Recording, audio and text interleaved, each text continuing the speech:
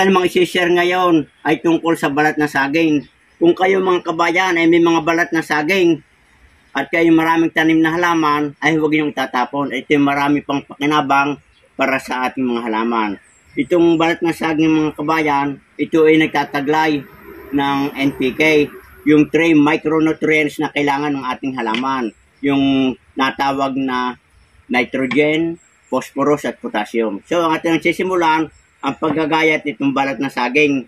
At ating ilalagay ito sa tubig, bababarin natin, mas maganda 1 buwan. Pag naka-1 buwan, ito ay dissolve na, lalabas na yung mga nutrients na ito at siya natin ididilig at pwedeng spray sa ating halaman. So ating tuloy-tuloy ng ating paggagayat ng balat ng saging. Pwede namang ilagay natin mga kabayan ng hindi na ginayat. Kaso mas madaling ma-dissolve o matunaw ang mga nutriheno ng balat ng saging kapag ito ay maliliit ang kayat. Siya ay humahalo agad, kumbaga sa binang matatanda, kumbaga sa bagoong lungoy na lungoy. Yan mga kabayan, lagay natin yan. Ito mga kabayan, natapos na natin pagputol-putulin itong balat ng saging na saba. Ay dito mga kabayan na nagdoble ang aking pakinabang. Ito ay balat ng ginawa kong suka na saging na saba ngayon. Ang ating gagawin naman matapos nating magayat ng mapino-pino, ating ilalagay din sa timba. Ito mga kabayan ay 16 liters. Ngayon aking lalagyan na tubig. Ito ay ating pupunuin hanggang dito. Tapos ating padadaanin ang 7 days, pwedeng 1 month para mas maganda at talagang dissolve, napakagandang pang fertilizer sa ating halaman. Pwedeng i-spray at pwedeng idilig. Na mga kabayan, yung balat ng saging na saba. Ngayon aking tatakluban ng plastic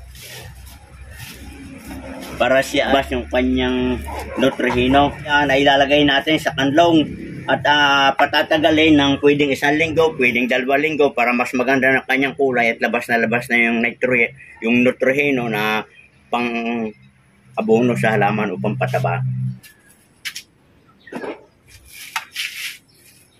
Ito na mga kabayan ang resulta ng balat ng saging na binabad ko sa tubig. Pagkaraan ng 20 araw, ito titingnan natin kung pwede natin ipagdilig o pang spray sa ating mga tanim na halaman. Yan, ito atin ang bubuksan. O yan mga kabayan, sa 20 days talagang lungoy na itong balat ng saging. Tingnan naman mga kabayan, ay aking ididilig sa aking tanim na mga repolyo para mas lalong mabilis lumaki at gumanda ang kanyang dahon, tumibay yung tangkay. O yan, ito mga kabayan, ididilig na natin sa aking tanim na repolyo. Bali ito yung 60 peraso.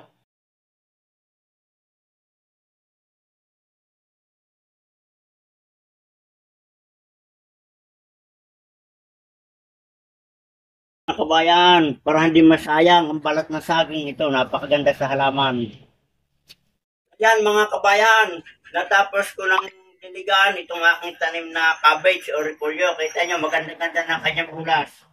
Yan, ganyan lamang ang paggagawa natin ng fertilizer sa balat ng saging.